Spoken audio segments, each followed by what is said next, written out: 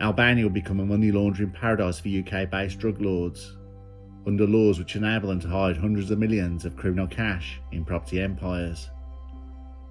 The country's government is introducing a fiscal and criminal amnesty, allowing anyone to declare assets up to €2 million, without having to reveal the origin of the cash.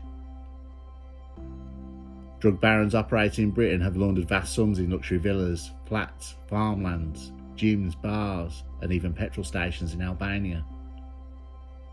The National Crime Agency has warned the amount of criminal cash leaving the UK has risen vastly over the past 4 to 5 years, driven by Albanian drug gangs sending money home. More than 13,000 Albanians have reached Britain across the Channel last year, 1 in 3 of all small boat arrivals. An Albanian member of a cocaine gang that laundered 10 million cash recently had a villa, 3 apartments, 2 garages and 20 acres of land confiscated in his homeland. The dirty cash is believed to have fueled the Albanian building boom, with the value of property construction permits rocketing from 112 million in the first quarter of 2021 to 206 million in the same period last year.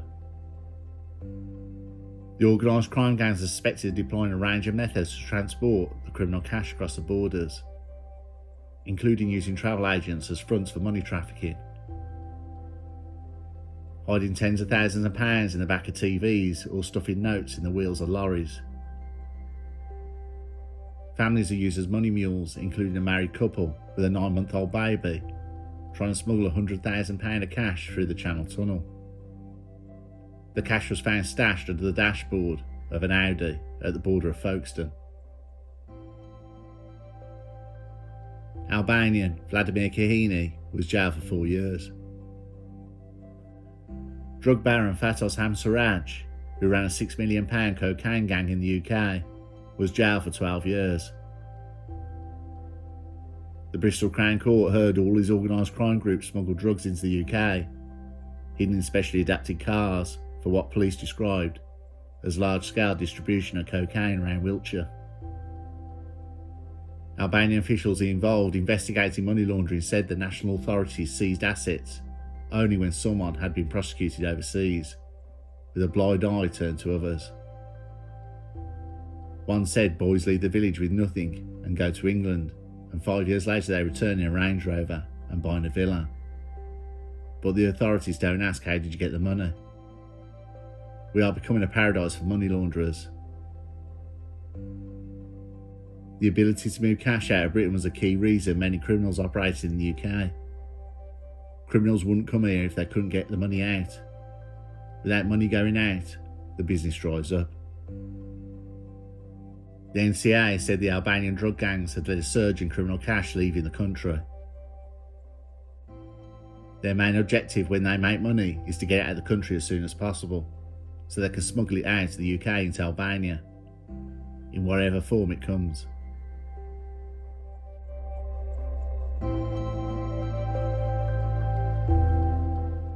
Rogue agents from a UK-funded Albanian Secret Service unit that fights organised crime has been selling intelligence to gangsters. Information from wiretaps leaked by a corrupt operative from a covert team, codenamed Merlin, led to the murder of a man as part of a feud between rival drug lords in the Balkan country. A whistleblower has said at least 2 of the Merlin agents have sold classified information to the crime networks they were meant to be crushing. The shocking revelations come after Prime Minister Rishi Sunak last month pledged to spend more to combat illegal migration and organised crime from Albania. Merlin was set up with Albanian Secret Service known as SHISH. In 2000, when gangs from the country first began operating in the UK. From the start, it received most of its funding from British taxpayers. Its agents received training in the UK, and the department's activity is monitored by a contact officer based in the British Embassy in Tirana, with intelligence passed back to London. Merlin was so secret that even its existence remained unreported for 16 years, until the murder of Denis Kasaj, a member of the Castrati family, who was gunned down in a Mercedes in a hail of bullets from a Czech Scorpion machine gun. Paid hitman Alir Mususaj was jailed for 14 years in 2017 for a killing which detectives discovered was carried out at the request of a rival crime clan, as part of a long-running feud between the families. Both clans have established vast drug networks across Europe, including mainly the UK. The gunman's phone had 12 photographs of transcribed phone calls, marked secret, obtained by a Merlin agent through wiretapping operations.